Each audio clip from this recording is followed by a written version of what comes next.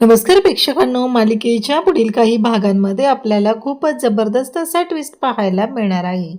म्हणजेच तारिणी आणि केदार यांच्या लग्नाची आता पुन्हा तयारी सुरू केलेली आहे. कारण त्या दोघांनी एकट्यात लग्न केलेलं होतं, तर आजी त्याचबरोबर दयानंद काका, कौशिकी या सगळ्यांची इच्छा आहे की यांचा लग्न सोहळा हा दणक्यात व्हावा आणि त्यासाठीच या सगळ्या गोष्टींची आता सुरुवात झालेली आहे. कारण केदारने मिनिस्टर जामखंडेचा जो इंटरव्ह्यू घेतलेला आहे तो खूपच जबरदस्त असा घेतलेला आहे आणि त्यामुळंच आता केदारची सगळीकडे वाहवा होत आहे. हे सगळं कशा पद्धतीने होणार आहे ते आपण या व्हिडिओमध्ये पाहणार आहोत. जामखंडेंचा इंटरव्ह्यू घेताना केदारची उडालेली तारांबळ नक्की काय होणार आहे ते आपण डिटेलमध्ये पाहूया. तर इकडे कौशिकीला खूप ताप भरलेला असतो, 105चा ताप असतो. तेव्हा मात्र कौशिकी म्हणत असते, पण नाही, मला आज जाणं खूप गरजेचं आहे, कारण काही झालं तरीही मिनिस्टर बापूराव जामखंडे यांचा इंटरव्ह्यू आहे लाईनअप. तेव्हा सगळेजण घरातले म्हणत असतात की नाही, डॉक्टर कामतांना सुद्धा बोलवलेलं असतं. इकडे जामखंडे इंटरव्ह्यूसाठी आलेले असतात MNN न्यूज TV नेटवर्कमध्ये. आणि मग आपल्याला पाहायला मिळतं ते म्हणजे केदार आणि तारिणी म्हणतात की आम्ही तुमची काही मदत करू का. मग केदार इंटरव्ह्यू घेण्यासाठी तयार होतो. या गोष्टीने खूप आनंद झालेला असतो कौशिकी आणि दयानंद काकांना. केदारला ती म्हणते की चालेल, काहीच हरकत नाहीये. परंतु इकडे युवराजला मात्र हसू येत असतं, कारण त्याला माहिती आहे की आता केदारच्या काय शिट्ट्या वाजणार आहेत आणि केदारवर ही जबाबदारी सोपवली म्हणून कौशिकीची पण वाट लागणार आहे, तिचा हसू होणार आहे.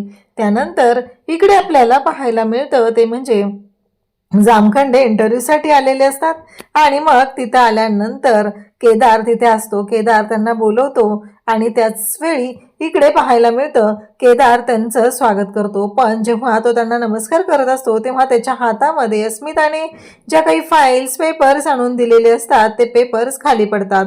मग केदार ते घेण्यासाठी उचलतो, कारण का उठतो बसतो ते जर घेणं गरजेचं आहे. आता कौशिकीने ओळख करून दिलेली असते आणि मग जामखंडे खरं तर खूपच नालायक माणूस दाखवलेला आहे. तो मुद्दाम सगळ्या पत्रकारांना त्रास होईल असंच बोलत असतो. त्यासोबतच इकडे आता केदार त्यांचा इंटरव्ह्यू घेण्यासाठी बसलेला असतो. मग सगळं लाईट कॅमेरा सगळं चेक केलं जातं, मेकअप केला जातो, सगळे तिथे आलेले असतात, माईक लावले जातात आणि मग मात्र गोष्टीला सुरुवात होते. कारण जामखंडे आता ओळख करून देत असतो केदार आणि त्याच वेळी तो ओळख करून देताना म्हणतो की आभार, MNN न्यूज नेटवर्क करून त्यांचे आभार. जामखंडे म्हणतात, काय अरे स्वागत करायचं सोडून काय आभार मानायला लागलेस की काय आलं इथं. तेव्हा केदार म्हणतो, हां तेच, MNN नेटवर्क कडून परिवारातर्फे तुमचे आभार, स्वागत. पुन्हा तो आभार म्हणतो आणि परत स्वागत म्हणतो. आणि त्यानंतर केदारने जी काही फुल तयारी केलेली आहे, जामखंडेचा इंटरव्ह्यू घेताना पहिल्यांदा असं झालेलं आहे की जामखंडेची बोलती बंद केलेली आहे. कारण याच्या आधी कधीच अशा गोष्टी घडलेल्या नव्हत्या.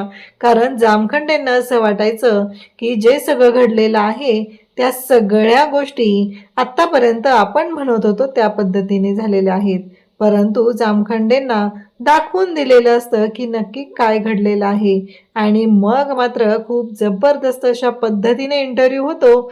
कौशिकी सगळे टाळ्या वाजू लागतात आणि जामखंडेचं तोंड पडलेलं असतं. ज्या पद्धतीने या सगळ्या गोष्टी घडत असतात त्या मात्र खूपच जबरदस्त अशा असतात.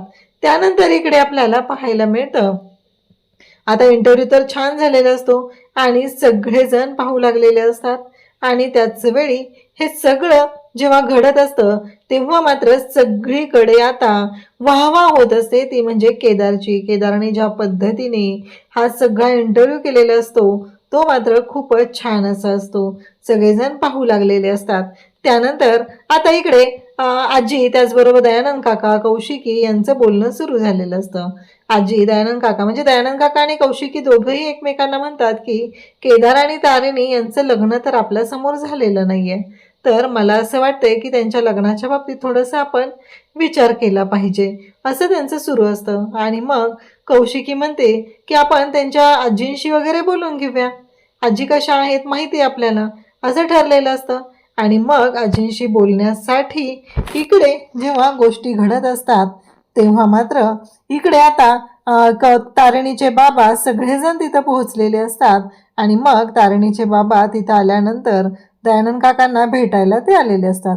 तिथे भेटल्यानंतर दयानंद काका म्हणत असतात की चला म्हणजे आता फायनली आपण हा मुहूर्त काढणार आहोत. छान पद्धतीने सगळं सुरू झालेलं आहे. आणि मग तारिणी त्याचबरोबर केदार. तारिणीला खरं तर वाटत असतं की काय चाललंय हे सगळं, का होतंय, म्हणजे या सगळ्याचा काय अर्थ आहे आणि हे सगळं काय करावं लागतंय असं तारिणीच्या डोक्यात आलेलं असतं. आणि तेव्हा मात्र इकडे आपल्याला पाहायला मिळतं की जेव्हा या सगळ्या गोष्टी चालू झालेल्या असतात तेव्हा मात्र इकडे या दोघांना एक वेगळाच आनंद झालेला असतो. आणि मग आता तारिणी त्याचबरोबर कौशिकी हे सगळेजण खुश असतात. पण तारिणीला थोडंसं असं नर्वस फील होत असतं, म्हणजे कसं बोलायचं आणि काय करायचं या सगळ्या गोष्टींचा विचार सुरू झालेला असतो. कळत नसतं की या सगळ्या गोष्टी कशा मॅनेज करायच्या आहेत. पण कारण आत्तापर्यंत हे लग्न होतं एक मिशनचा भाग होता म्हणून गोष्टी ठीक होत्या. पण आता घरातल्यांनी चांगलंच मनावर घेतलेलं आहे, त्यांची फुल तयारी झालेली आहे, सगळेजण बोलत असतात. आणि या लग्नामध्ये नक्की काय होणार आहे हा प्रश्न सुद्धा पडलेला असतो. आणि इकडे आजीने मुहूर्त काढलेला असतो आणि पत्रिका सुद्धा छापलेल्या असतात. आणि आजी पत्रिका घेऊन येते आणि डायरेक्ट तारिणीच्या हातात देते आणि म्हणते लग्नाला यायचं हा. आता मात्र मोठाच धक्का बसतो, आता काय करायचं, म्हणजे कसल्या लग्नाबद्दल चाललंय हे सगळं बोलणं. तेव्हा आजी सांगते की तारिणी आणि केदारच्या लग्नाला यायचं. तारिणी म्हणते काय, आजी म्हणते हो. मग मात्र तारिणी पत्रिका पाहते तेवढ्यात केदार तिथं आलेला असतो. आणि केदार म्हणतो काय झालं. मग तारिणी सांगू लागते केदारलाही धक्का बसलेला. केदारला धक्का बसण्यापेक्षा ना मनमे लड्डू फुटा अशी अवस्था केदारची असते. त्याला खूप छान वाटत असतं कारण आता त्याच्या मनाप्रमाणे गोष्टी घडू लागलेल्या असतात. कारण आता देवा ब्राह्मणांच्या साक्षीने लग्न होणार असतं, थोरा मोठ्यांच्या आशीर्वादाने लग्न होणार असतं. पण तारिणीला मात्र भीती वाटायला लागलेली असते की हे सगळं काय आहे, म्हणजे ह्या सगळ्या गोष्टी अशा का होत आहेत, या सगळ्याचा काय अर्थ आहे, कसं करणार आहे, कसं थांबवणार आहे, हे मात्र चालू झालेलं असतं. केदार मात्र हसत असतो. आजीसुद्धा इकडे खुश असते. आणि त्याच वेळी इकडे आपल्याला पाहायला मिळतं ते म्हणजे आता ती पत्रिका आलेली आहे. ती पत्रिका पाहिल्यानंतर धक्का तर बसलेला असतो. पण इकडे केदार आणि तारिणी दोघांनाही असं दिसू लागलेलं आहे की त्यांच्या हातामध्ये आता हार आहेत, म्हणजे वरमाळा आहेत आणि ते दोघंही लग्न मंडपात उभे आहेत. केदार आणि तारिणी यांचा शुभविवाह योजलेला आहे. तर तुम्हाला हा एपिसोड पाहायला आवडेल का? त्याचबरोबर आता केदार आणि तारिणीच्या लग्नामध्ये नक्की काय विघ्न येणार, काय गोंधळ घातला जाणार आहे, काय होणार आहे ते सुद्धा आपल्याला पुढे पाहायला मिळणार आहे. अशाच अपडेटसाठी चॅनलशी कनेक्ट राहा. थँक्यू.